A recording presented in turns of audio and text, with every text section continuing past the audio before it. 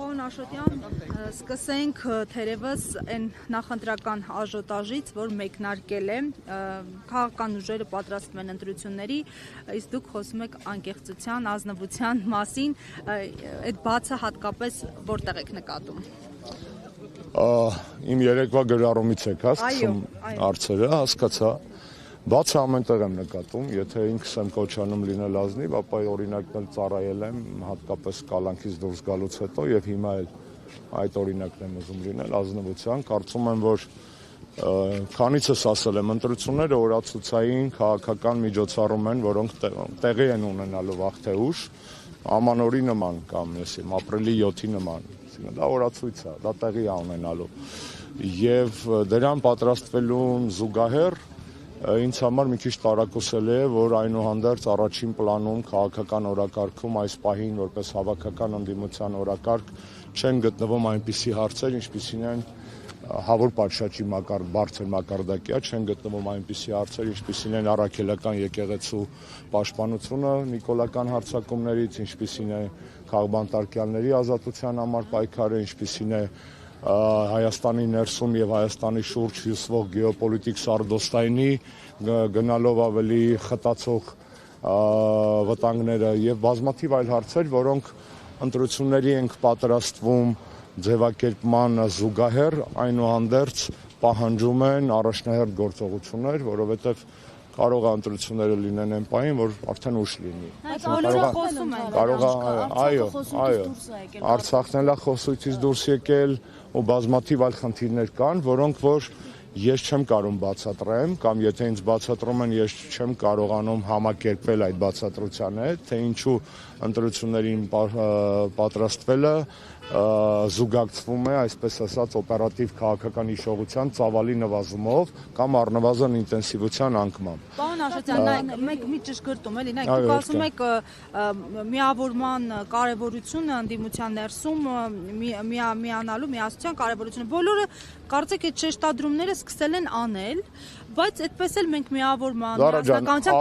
չենք տեսնում։ Ազնիվ խոսում ենք, նախ եկեք բառապաշարը հստակեցնենք, հա, որտեղ միավորումը մի բան է, միասնությունը այլ բան է։ Եվ այստեղ Գրիգորիչիս ականջական չի, բայց սա գալուստիզմ չէ, սա իրականում այդպես է, մի բան միավորումն է, մի բանը միասնությունն է։ Միասնությունը կարող է լինել առանց միավորման, երբ որ ընդդիմադիր դաշտը գալիս է ընդհանուր հայտարարի, կոնսենսուսի, որոշակի սկզբունքների շուրջ։ Ինչ որ ընդհանուր հարթակից միավորումը ուրիշ բանի մասին է, միավորումը միասնական քաղաքական ցուցակի եւ այլ այսպես ասած թիմավորման մասին է, որի անհրաժեշտությունը բնականաբար չկա եւ մյուս կողմից էլ իհարկե պետքա ֆիքսել այդ մյուս ծայրահեղության վտանգը ձայների փոշիացման մասով, սա նույնպես պետքա ֆիքսել, դա արդար եւ ազնիվ մտահոգություն է։ Հիմա օրինակ բերեմ ձեզ, օրինակ մի քանի օր առաջ երկրորդ նախագահ ասուլիս է տալիս եւ ասում է, որ ինքը կողմ է օրինակ քարոզչական հրադադարի կամ ավելի ճիշտ հակաքարոզչական հրադադարի, բառացի չեմ ասում, իմաստն եմ փոխածում, ինչի էություն այն է, որ ընդդիմադիր ուժերը պետք է դադարեն իրար հարվածել եւ կենտրոնանան բացառապես Նիկոլ Փաշինյանի վրա։ Շատ լավ։ Ընդունեցի երկրորդ նախագահի գնահատականը եւ մոտեցումը։ Միաժամանակ տառացիորեն 3 երկրորդ նախագահի քաղաքական ճամբարի ներկայացուցիչներ, կոնկրետ մեկ ներկայացուցիչ, խոսքը չի գնում, գիտեք, արդեն գարշահոտություն տարածող տելեգրամյան ալիքների կամ գազազած ֆեյքերի բանակի մասին, խոսքը գնում է կոնկրետ մարդու մասին, որ իրեն վերլուծաբան է դիրքավորում, ով որ հայտնվում է առաջատար ԶԼՄ-ից մեկի տաղավարում ու 40 րոպեի ընթացքում 2 անգամ հանիրավի եւ անհարկի անվանարկում է եւ կպնում է հանրապետականին։ Հիմա մենք ինչ հասկանանք այս ամեն ինչից, հա։ Երկրորդ նախագահի թիմակիցը չի ենթարկվում երկրորդ նախագահին, վատ է։ Եթե թիմակիցը չի ենթարկվում, բավաղը միսօր ավելի մեծ քաղաքական հասարակական զանգվածներ ոնց են ենթարկվելու։ Երկրորդ նախագահի թիմակիցը չի լսել երկրորդ նախագահի ասուլիսը, վատ է, որտեղ եթե թիմակիցը չի լսում ասուլիսը եւ չի հասկանում ինչի մասին է խոսքը, դա լավ բանի մասին չի խոսում թիմի ներսում։ Մյուս տարբերակը նախագահը մի բան է ասում իր թիմակիցները ուրիշ բան, էլի վատ է, որովհետեւ ստացվում է, որ այստեղ գալիս ենք իմ արդին ազնվություն չկա։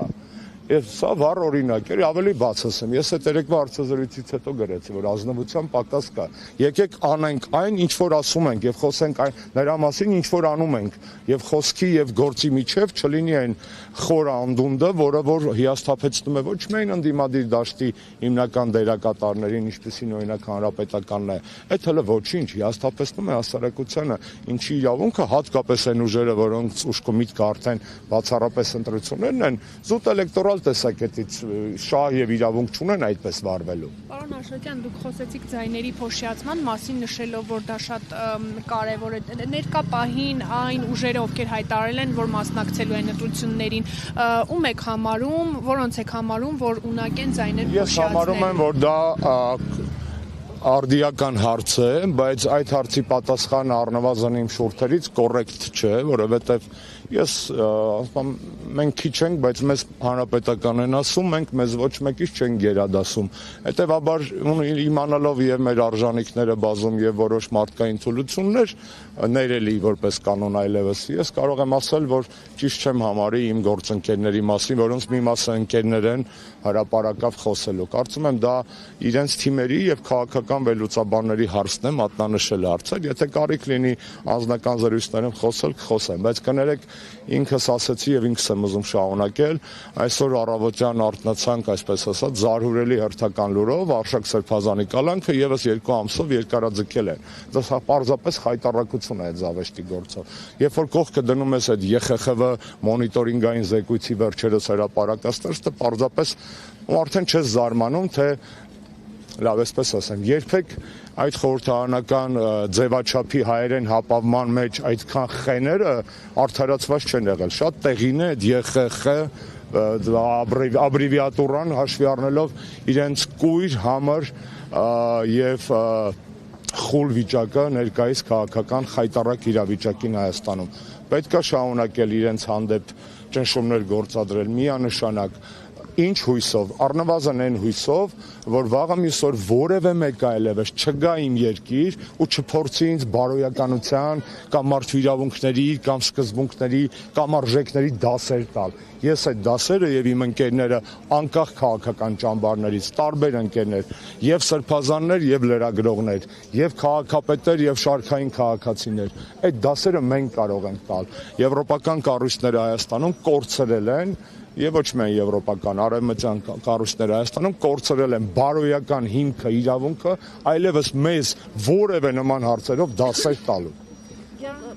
Պարոն Աշոտյան, տպավորություն է ստեղծվում քաղաքական դիսկուրսից, որ Նիկոլ Փաշինյանի իր թիմակիցների միակ մեղքը ինչ է, պարգևավճարներն էին, այսինքն տեսեք խոսույթում արժանապատվության հարց այլևս դրված չի։ Եթե նախկինում նայենք, խոսում էին Շուշին հադրութը դեօկուպացնելու վերաբերյալ, հիմա այդպիսի հարցեր դրված չեն, այսինքն արի օբյեկտիվ նայենք, իրականությունը։ Քաղաքականությունը զբաղմունք է, որը ունի ինչպես հիմնարար արժեքներ, այնպես էլ ընթացիկ իրադարձային, այսպես ասած, անդրադառնալու կարիք։ Ձեր ասած տոնայնության փոփոխությունները կան դեպի պարգևավայր, այս վերջի սեզոնին, հա։ Այսինքն դա այն տրենդի խնդիրն է, ոչ թե խորքի։ Ես համաձայն եմ ձեզ հետ եւ դրանից սկսեցի մեր զրույցը, որ տրենդից զատ մենք պետք է գնահատենք նաեւ չմոռանանք խորքի մասին, չմոռանանք այն ամեն ինչի մասին։ Իհարկե, ինչը մեզ իրականում ոտքի է հանել որպես ժողովուրդ կամ ժողովրդի մի մաս։ Իհարկե կլինեն ընդդիմադիր ուժեր, որոնք կգերադասեն խոսել այլ ոլորտներից։ Ես իրենց չեմ մեղադրում այդ կապակցությամբ, ոչ ոք պարտավոր չի հանրապետականի նման ազգային պահպանողական լինել։ Այդ ձեր շարքի մեջ տրենդային կարող ենք հիշատակել նաև Վարչաբենդի համերգը, որ ես շատ տպավորված եմ համարյա Գրեմին, Ջասթին Բիբերի կատարմանը համարժեք կատարում էր, իհարկե մի քիչ զիջում էր, դա էլ վստահ եմ զուտ այն պատճառով, որ Ջասթին Բիբերը բոքսերներով էր եւ գուլպաներով։ Եթե մյուս անգամ Նիկոլ Փաշինյանը որոշի Գրեմի լավագույն ավանդույթները բերի Վարչաբենդի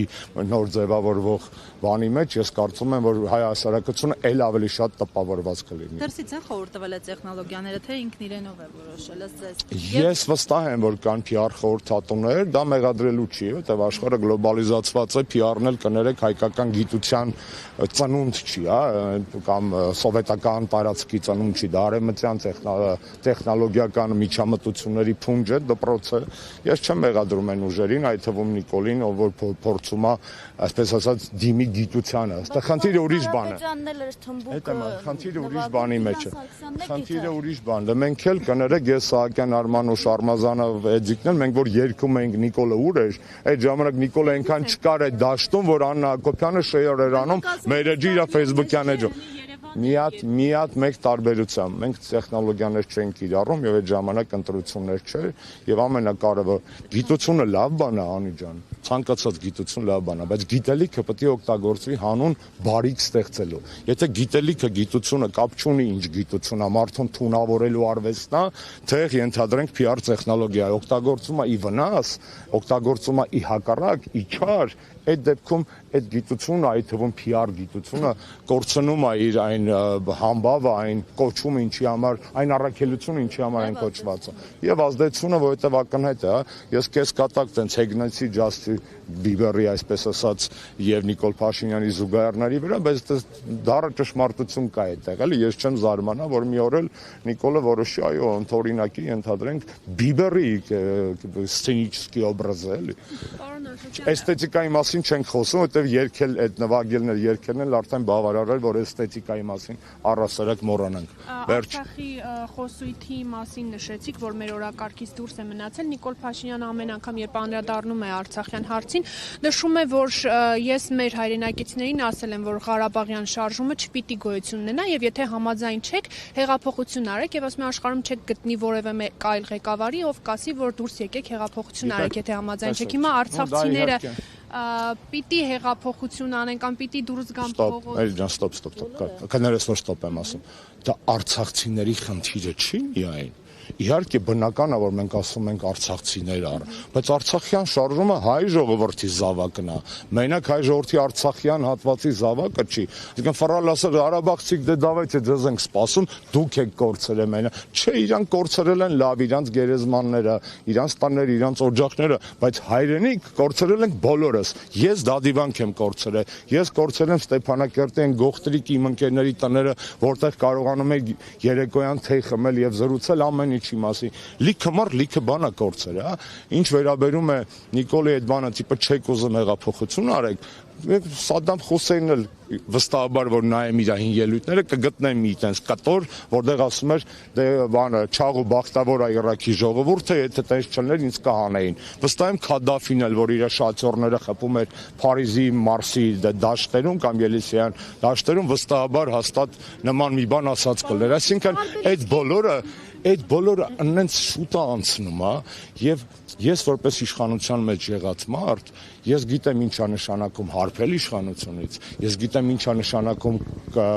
կտրել ոտքերը իշխանությունից, ես գիտեմ ինչքան դաժան է հետո վերադառնալ այդ հողի վրա, եւ ես գիտեմ ինչքան կարեւոր է հետո երբեք չփոկվել այս հողից։ Ցավոք սրտի Նիկոլ Փաշինյանի պարագայում, եթե արդար ճանապարհով չլինի, արդարության վերականգնումը կներեք տավտոլոգիայի ակարծես թե, բայց ճշմարտությունը դա է, ապա Նիկոլ Փաշինյանը կարող է Օլիմպիական միշկայի նման թռնի ի նիվեռնուցը, էլի այս վիճակը լինի։ Շնորհակալ եմ։